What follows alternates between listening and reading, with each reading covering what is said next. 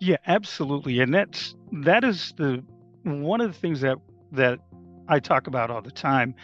Um, uh, LinkedIn is where for me, establish my rapport. That's my audience. That's where I talk to my customer base.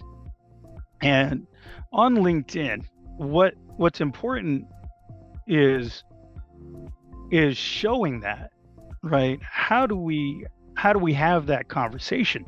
And for me, what I do is I share that information.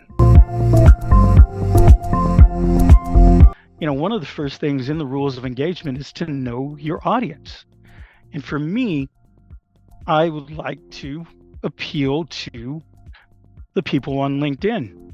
And LinkedIn for me is business to business. It's the entrepreneurs, it's the C-suite. And so this is where I craft my stories. This is where I try to reach my audience. And so a couple of things that I do is I have a newsletter. The newsletter is called the narratives, the navigator's narrative.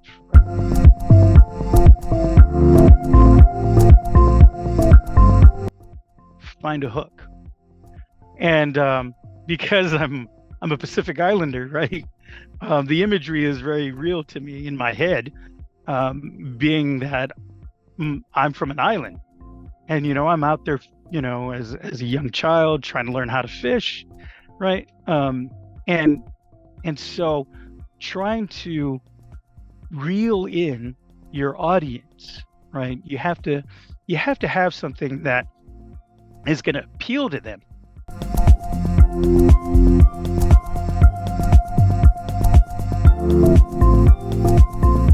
Thank you for checking out this video. Are you getting enough value from it?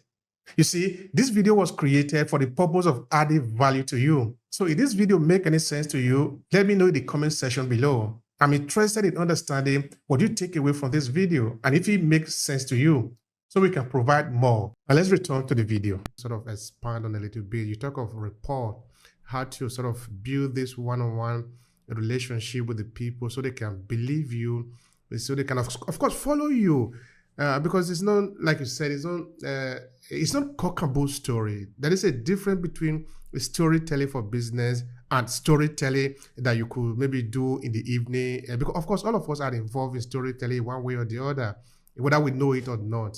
But when we talk of business storytelling or storytelling for branding or brand storytelling, this is a different ball game altogether. So what I'm trying to help you make us understand is, how do we build this rapport with the people in the sense that they can really follow us and buy from us at the end of the day? Because I don't think it's just a simple thing to tell somebody, hey, come and buy from me. Please share with us. Yeah, absolutely. And that is the one of the things that I talk about all the time. Um, uh, LinkedIn is where for me, establish my rapport. That's my audience. That's where I talk to my customer base. And on LinkedIn, what's important is showing that, right? How do we have that conversation? And for me, what I do is I share that information in various ways in stories.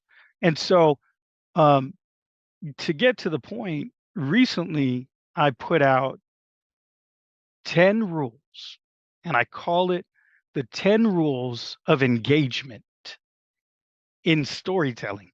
When we talk about rules of engagement, normally we're talking about the military, right? Um, and for me, I just thought that it actually told the story itself, just that that name, rules of engagement. There are rules of engagement with your audience when it comes to storytelling. And I have those listed as 10 rules. And if if if you want to, we can actually go through that. One of the first things in the rules of engagement is to know your audience. And for me, I would like to appeal to the people on LinkedIn. And, LinkedIn for me is business to business. It's the entrepreneurs, it's the C-suite. And so this is where I craft my stories. This is where I try to reach my audience. And so a couple of things that I do is I have a newsletter. The newsletter is called the narratives, the navigator's narrative, right? And so we have to understand that the narrative navigator is what it's called. The narrative navigator is a way for me to help others tell their story. That's why I I I'm called the storytelling strategist, is to reach those who want to be able to tell their stories. And so my audience, that's the audience I try to reach. And so I tell these stories in my newsletter. So I'm actually using the rules of engagement every day when I try to engage my audience. So, like I said, one of the first things is know the audience. That's the first rule. If you want me to continue, I can. Please go. It is important to, of course, list out as many as you want from the 12 rules. Yeah. So for me, the second rule is find a hook. And because I'm a Pacific Islander, right? The imagery is very real to me in my head, being that I'm from an island, and I'm out there, as a young child trying to learn how to fish, right? And so trying to reel in your audience, right? You have to have something that is going to appeal to them. And so really your title, the imagery, right? And the first sentence, this is where it's truly important to try to reach that audience, because people's attention spans today are very fickle, and it's quick to change. So you have to be able to engage them almost immediately, and I mentioned I was briefly, I say briefly, I was in the contact center industry for 14 years. But when you're making outbound calls, right, you only have a finite amount of time to establish that rapport. And so understanding the psyche of customers in that way, that hook, that immediate attention, whatever it is that we can to grab that attention, is truly important in making sure that we get them engaged right from the get-go. So I think maybe we can talk a little bit about that before we go on to the other 8 rules of engagement. Um, it, what do you think?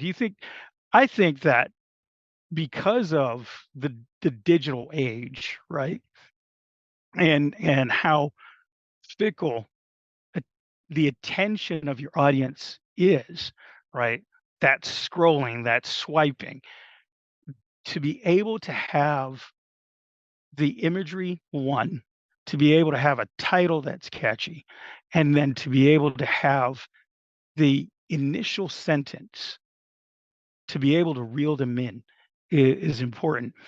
I see your newsletter out a lot of times, and I think you've said that in several different ways, but I think that, to me, that's where we should begin.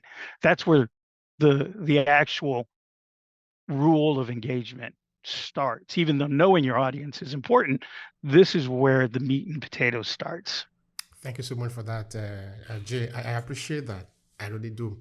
All right. Now, a couple of days ago, we did a LinkedIn audio room where we, of course, you know what we do. We are in storytelling, so we continuously do this. It was essentially about the return on investment of your business storytelling. So one of the topics that I was treating during the conversation was the storytelling KPI. In that you need to be able to measure the story that you are telling in your business. For you to be able to measure it, you need to know what are the KPI, what are the elements that you are going to use to measure it. Because of course that is what actually make it different from every other type of storytelling now. Because if you gather people together in the evening because there is nothing to do, you just happen to meet on the way and you are talking, you don't really need to have a KPI to measure that type of storytelling because, okay, maybe everybody is. Hi, and thank you for checking out this short clip from Obehi Podcast. I'm Obehi Ewanfo, the host of the Obehi Podcast. This short clip was created from a full episode where we dive deep into this conversation. To see the entire video, all you need to do is to click on the link in the description of this video. Now, while you are there, I want to share something with you quickly. Are you a purpose-driven entrepreneur? Do you want to cut across the noise and attract the right audience, leveraging the power of storytelling?